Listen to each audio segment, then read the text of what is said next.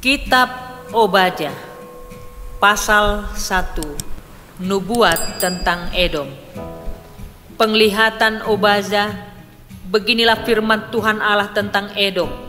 Suatu kabar telah kami dengar dari Tuhan.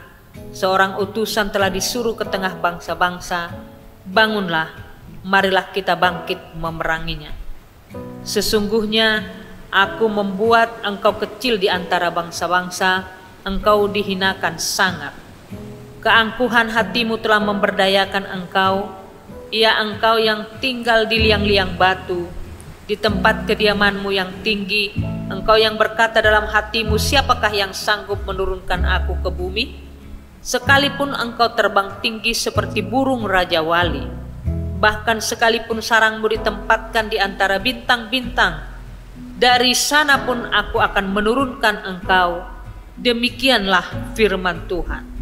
Jika malam-malam pencuri atau perampok datang kepadamu, betapa engkau dibinasakannya? Bukankah mereka akan mencuri seberapa yang diperlukannya? Jika pemetik buah anggur datang kepadamu, bukankah mereka akan meninggalkan sisa-sisa pemetikannya? Betapa kaum Esau digeledah, betapa harta bendanya yang tersembunyi dicari-cari. Sampai ke tapal batas engkau diusir oleh semua teman sekutumu. Engkau diberdayakan, dikalahkan oleh sahabat-sahabatmu. Siapa yang makan sehidangan dengan engkau, memasang jerat terhadap engkau, tidak ada pengertian padanya. Bukankah pada waktu itu, demikianlah firman Tuhan, aku akan melenyapkan orang-orang bijaksana dari Edom dan pengertian dari pegunungan Esau. Juga para pahlawanmu, hai teman, akan tertegun, supaya semua orang di pegunungan Esau lenyap terbunuh karena kekerasan terhadap saudaramu Yakub. Maka celah akan meliputi engkau, dan engkau akan dilenyapkan untuk selama-lamanya.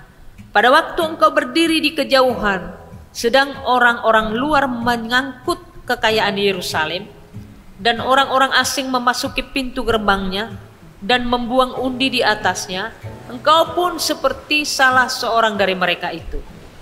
Janganlah memandang rendah saudaramu pada hari kemalangannya, dan janganlah bersuka cita atas keturunan Yehuda pada hari kebinasaannya, dan janganlah membual pada hari kesusahannya. Janganlah masuk ke pintu gerbang umatku pada hari sialnya, bahkan janganlah memandang ringan malapetaka yang menimpanya pada hari sialnya, dan janganlah merenggut kekayaannya pada hari sialnya. Janganlah berdiri di persimpangan untuk melenyapkan orang-orangnya yang luput, dan janganlah serahkan orang-orangnya yang terlepas pada hari kesusahan. Sebab telah dekat hari Tuhan menimpa segala bangsa. Seperti yang telah engkau lakukan, demikianlah akan dilakukan kepadamu. Perbuatanmu akan kembali menimpa kepalamu sendiri. Sesungguhnya seperti kamu telah minum di atas gunungku yang kudus, segala bangsa pun akan minum dengan tidak henti-hentinya. Bahkan mereka akan minum dengan lahap, dan mereka akan menjadi seakan-akan mereka tidak pernah ada. Keluputan hanya di Sion. Tetapi di gunung Sion akan ada orang-orang yang terluput, dan gunung itu akan menjadi tempat kudus, dan kaum keturunan Yakub akan memiliki pula tanah miliknya. Kaum keturunan Yakub akan menjadi api, dan kaum keturunan Yusuf menjadi nyala api, dan kaum keturunan Esau menjadi tunggul gandum.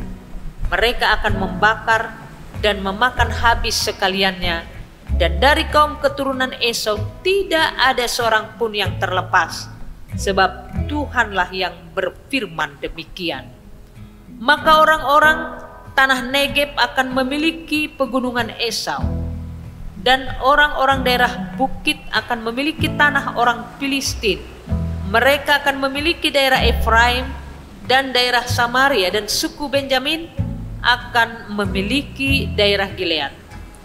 Orang-orang Israel yang diangkut ke dalam pembuangan akan memiliki tanah orang Kanaan sampai ke Zarpat, dan orang-orang Yerusalem yang diangkut ke dalam pembuangan yang ada di Sefarat akan memiliki kota-kota di tanah Negeb. Penyelamat-penyelamat akan naik ke atas gunung Sion untuk menghukumkan pegunungan Esau, maka Tuhanlah yang akan empunya kerajaan itu.